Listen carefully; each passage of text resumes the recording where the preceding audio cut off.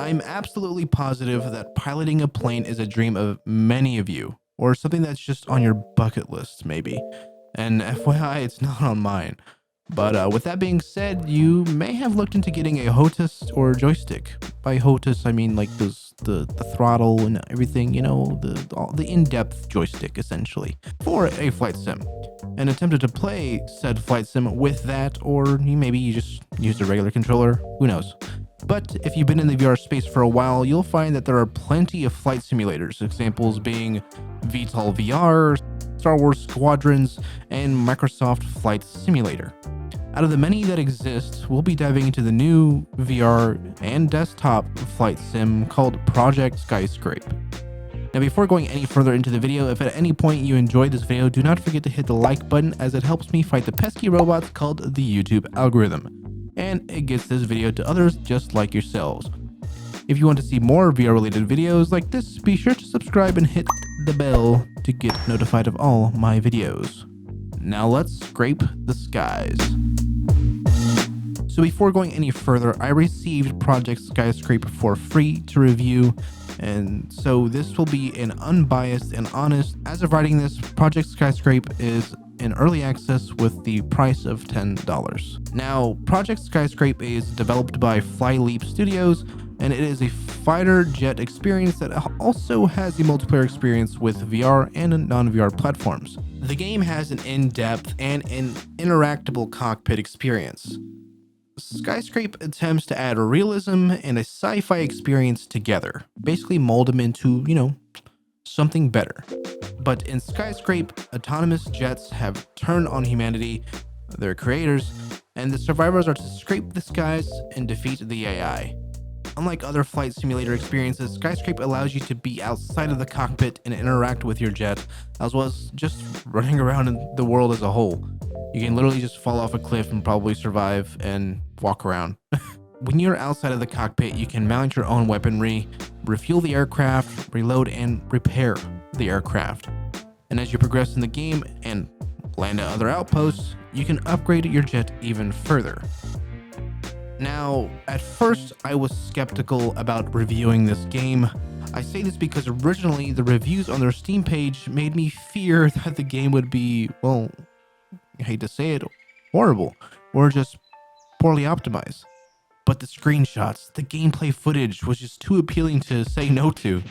Yet, if I could provide my criticism, I will do my best to do so. I want to state my review will be purely on the VR aspect of the game and not the desktop version, because, well, I'm a VR YouTuber, according to my previous content anyway. Unfortunately, I didn't have a partner to try the multiplayer aspect of the game, but here's all I have to say about the solo play VR shiznit. Being dropped into the SkySCRAPE was actually pretty neat in the beginning, as I could disable and enable the VR body, which I would personally have the VR body on as much as I can, and adjust my settings and such, as normal. Yet the menus were extremely blurry for me because DLSS was on performance mode, but even if you switch it to quality, it doesn't change. So if you turn that off, you get clarity back, which is weird, but you would want performance. But who knows? It says I was running at 45 FPS, yet that wasn't the case. But when it was blurry, I had to press my headset into my retinas just so I could read what's there. It was more or less easy to navigate though, and straightforward. The interactions with the outside of the jet are really entertaining actually. I wasn't expecting interactions with the aircraft, honestly. And the same can be said for the cockpit. All the buttons and all the switches just tickles the fancy, you just want to press buttons. Buttons and switches. It's like a kid's dream, I guess. I don't know. Originally, I couldn't understand what to do in the campaign, as after the initial sequence, you're just sent to your jet and are just told to fly, essentially. I have a few criticisms about the game's VR mechanics, and some for the game as a whole. They are in no particular order, but here we go. One being the sensitivity of each function within the cockpit. I found myself accidentally ejecting from the jet plenty of times. Another is that my left hand is practically unusable when trying to interact with the cockpit. Yeah, I could flip some switches, yes, but it felt too rough. I don't know how to explain it. I had to use my right hand for a good bit of the functions, especially when dialing the coordinates for the map. I basically felt like I was flying with one arm entirely. Also, the animation for entering the cockpit in VR is pretty disorienting, and it gave me a bad sense of vertigo and occasionally some nausea, and I don't get any of those as bad. This one made it really bad. Maybe changing it to a fade in, fade out instead, because being forced to move and making my brain think that I'm being moved against my will felt like a psychological violation, if I might say. Also, the flight stick felt odd, as if it was either trying too hard or being too sensitive. It's hard to pinpoint the correct words, but that's really the best way I can put it because of the smooth brain that exists in this 23-year-old cranium that is mine. Also, if you die, why can't you just respawn the jet when we load back into the same spot? I've died so many times, and I have had to press restart game countless times because of the failure due to the lack of knowledge that rests in the meat called my brain. By lack of knowledge, I mean flight in general. I don't know how to fly. This is the first flight sim I've played, which that might be the case of why I kind of suck. Anyway, I've crashed so many times. I've pulled the eject button accidentally at many times as well. I've died more times to myself than the actual enemies.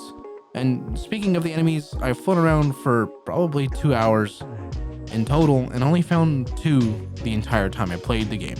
And I died within seconds because I didn't know what was going on. Another VR feature that the game has is an optional full body, of which you can click a VR mode button on the main menu screen or in game to get your full body, which is what I want. And I prefer to have a full body, even if it makes me look as scuffed as possible. You can just do that mid-flight. What, your fucking legs, bro! What in the fuck? You look at this shit. It's like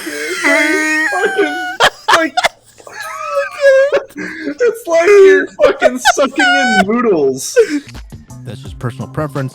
The radio button on the menu, though, for the Steam VR button was so small, I didn't even notice it until I looked at a video from the developers themselves. As for the game as a whole, there is no clear objective as to what to do.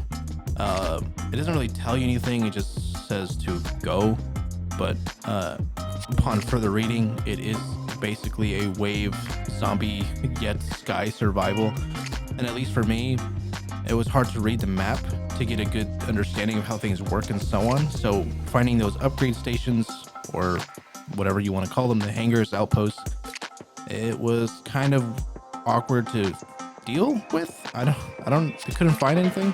Essentially, the tutorial aspect of the game isn't exactly fleshed out, and I was hoping to learn how to fly properly and press the buttons in the correct manners because, as I said, I'm just a mentally ill buffoon that just likes VR games. Also, the waypoint system seems to be broken. As I said, the map wasn't clear enough because every new game, I would have to put in that new waypoint, yet it wouldn't appear as it should on the map, at least in terms of the correct location.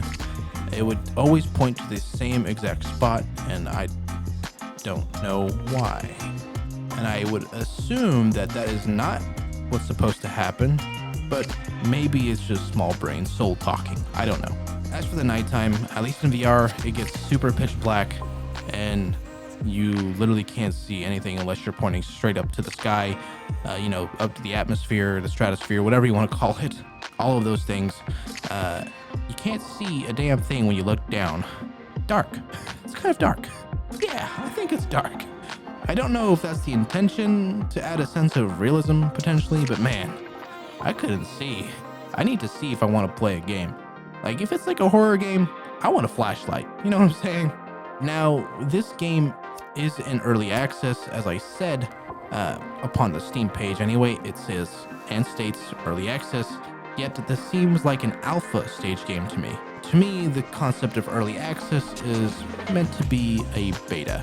The concept is there, the plans are set, yet I personally feel as if the game needs to be fleshed out just a bit more for me to truly recommend the game as it stands, at least for the VR aspect of the game. I have no idea how it works on desktop, and I don't intend to try because I love VR and I wanted to experience as many games as possible within VR. Now, I love the idea of the game. It's unique compared to other flight sims. You know, it's not exactly Star Wars, but it's not exactly VTOL VR either.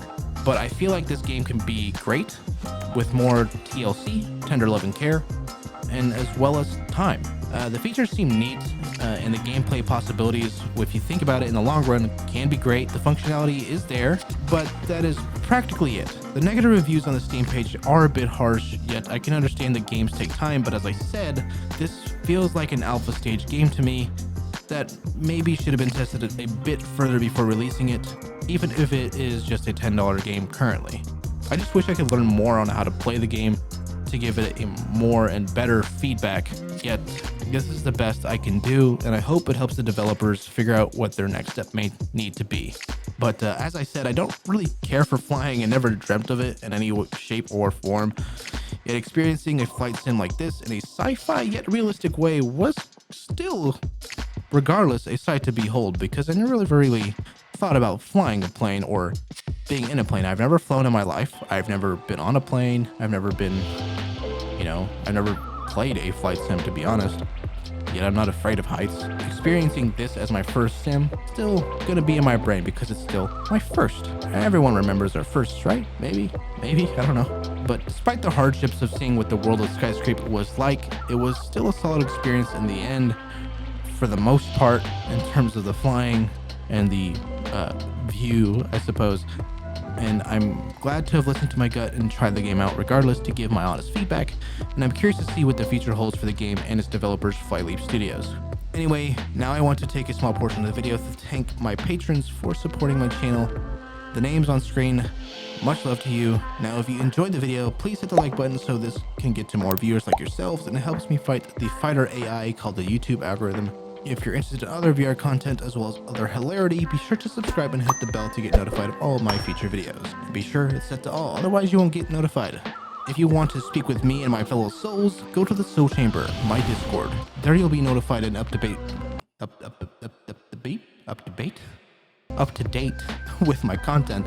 So come on, let's chat it up, whether it's about anime, art, or anything VR. Now, one last thing though, is to keep your soul free and scrape those skies, my friends.